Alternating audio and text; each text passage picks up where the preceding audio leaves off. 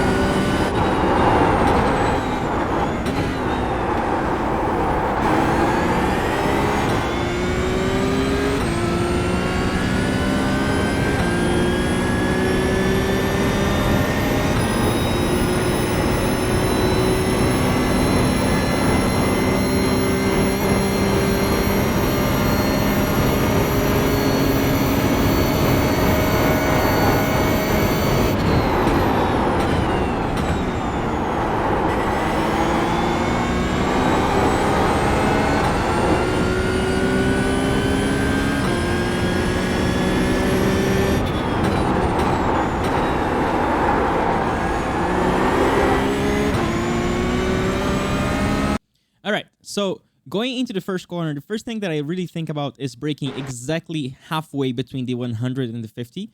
So as you can see here, I reached my peak pressure more or less when I'm really 75, and then braking on a straight line, waiting for the car to stop, because here there's such a long straight after that. You need to focus on getting the best exit you can. So really turning in, aiming for a kind of a late-ish apex and smashing the power to let the car run all the way over the green here, and then kind of staying there, coming back slowly. You don't have to come back very quickly. And then we have the best exit possible here to gain maybe tenths of a second just because of that exit there. So make sure you focus more on the exit than on entry. That's going to pay off much better.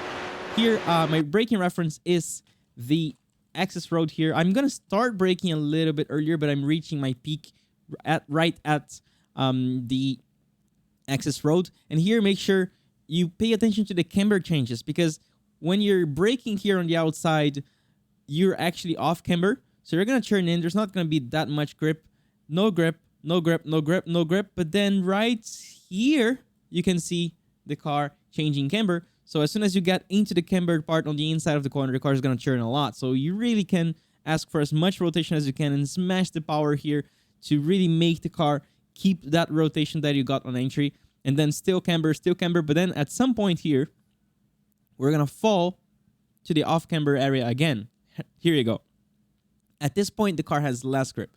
So you really need to concentrate a good bit of the rotation here on the inside. And then here, you have to have the car kind of already rotated a good amount, because it's not going to be able to rotate that much. If you miss a little bit of rotation here and you're going a little bit wide, as soon as you get on the off-camber part, you have absolutely no grip.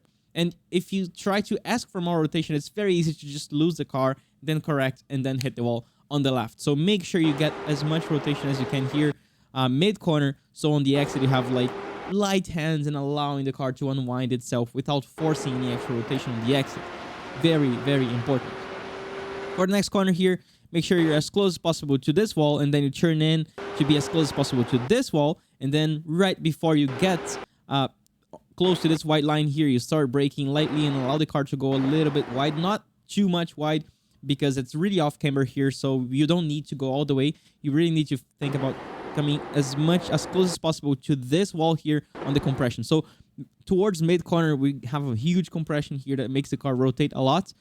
Same thing, because we have the compression here, focus the rotation on the compression. After the compression here, boom. Now, at this point, the car will start falling towards the exit because the compression ends and becomes a crest, and it's even a little bit off camber. So there's absolutely no grip on this, say, the second half of the exit. There's no grip. So you're going to have to be very careful here. Also, we don't want to go as close as possible to this blue wall, because we need to bring the car back a little bit to the left and then right to hit this bump here. There's a little jump, and you want to hit this jump straight. You don't want to be bringing the car too late to the left and then change direction too late and then be rotating on top of the bump, because that's going to make the car completely lose the rear.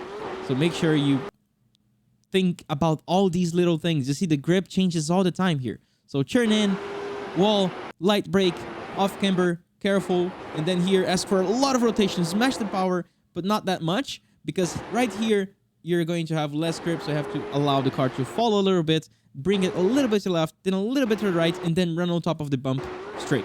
So you're dancing with the car and the track all the time because of the changing conditions and changing grip all the time.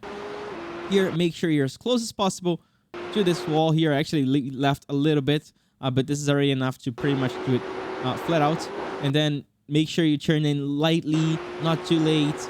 You want to not hit this curb. You want to just visit it. As you can see, I'm pretty much using the little darker part of the tarmac totally on top of the white line, but not using that curb because that curb is quite high and it pulls the car back. So if you hit that curb, it pulls the car away to the left and you end up hitting this red wall here. So change direction here. Oh, good. There's a little apex here that you don't want to really hit. Like this little apex here, it's a trap. You don't want to use it. As you can see, I'm leaving a lot of space here because I'm thinking about the next corner. The next corner is going to be the important one. So we want to be as close as possible to this wall here, and even, you see, have the tires touching this little drain here. This is a very good reference. If you're not touching this drain, that means you're either turning in too early or you're not using all the track on the entry, and the next corner is going to be slower. So make sure you turn in, you use this drain, and then here we want to apex at the end of this curb. So as you can see here, not touching this curb, but to getting as close as possible towards the last third of this curb here. Then back on power aggressively, letting the car stay all the way as close as possible to the wall, and then stay there, stay there, stay there. Okay, now here, there's a huge crest. You can't see anything because there's no grip. When you can't see anything, there's no grip. And then you start turning a little bit earlier, a little bit before the curb starts. As you can see, I'm already turning the wheel here. That's before the curb, because I want to point the car before the crest, because by the time we are on top of the crest, I want to be kind of like diagonally pointing into the corner. And then now we're going to grip. At this point, the crest is over. We're getting into a compression, so get back on power aggressively a little bit. I missed a tiny bit here. We actually want to use this curb. I missed it a little bit, but I was still able to get back on power aggressively and make the car rotate on top of the compression, and then just letting the car run wide all the way. Make sure you don't hit this curb too hard. It's a high curb. You can use it, but if you hit it too hard, it's not going to be able to hold the car to the inside. You're going to get a little bit of this grass here, and it's going to make you struggle to bring the car back to the left before the next corner. So here, as you can see, I'm aggressively bringing the car to the left very early. Look at that. Because I want to be as close as possible to this wall, change direction, start trail braking, aiming to be as close as possible to this change of color here between the red and the orange. And then from there, you see trail braking. I'm trail braking. But here, when the car lands, more or less on a straight line, I'm going to brake a little bit harder, then trail brake, use the green, then brake harder again, then trail brake, and use this curb here as much as you can. Stay to the inside. There's a little bit of time to get back on power here to gain a little bit of time. And then here you change direction as early as you can to almost aim to hit this wall here. It's funny because you're going to turn in as if we're hitting the wall.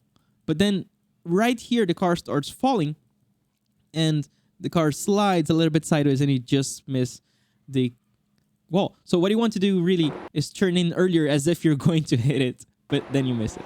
And then back on power aggressively on the compression there, and then it's all good. And then for this one, trail brake lightly to stay on the inside, and as soon as the car gets straight, you brake a little bit harder down to second gear, and then turn in quite early. You're aiming to be as close as possible to the end of this taller wall here. This is my throttle application point. Basically, smash the power, allow the car to go all the way to the outside, being as close as possible to this wall as well.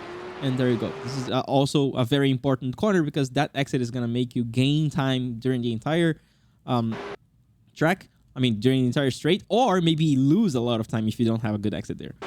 Then for this one, easy flat out kink here, just make sure you brake at the 150 and brake pretty hard because this is a huge compression, so you can pretty much brake 100% and kind of keep there for like, I don't know, half a second, and then you start releasing the brakes a little bit as the car slows down, and then kind of aggressive trail braking into this corner. I like to miss this curve because it's really aggressive and it makes the car lose a little bit of the balance, and then smash the power, and then here change direction and keep the car. The car is going to be always kind of sliding a little bit here. Allow it to go all the way to the outside. There you go. And then before the next corner here, I brake more or less at the 100.